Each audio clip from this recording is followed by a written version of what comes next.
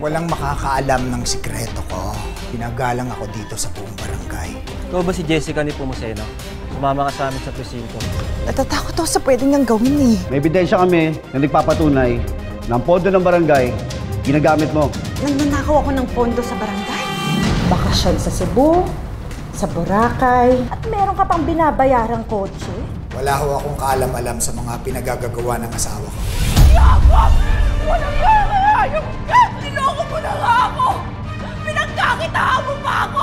Hindi ako magdanakaw! Hindi ako magdanakaw! Ang tagal kong tiniis yung asawa ko.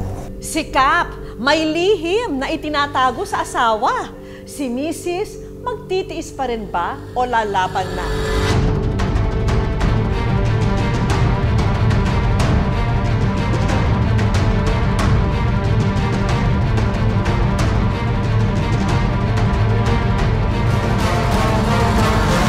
Abangan sa Wish Ko Lang ngayong Sabado, 4 p.m.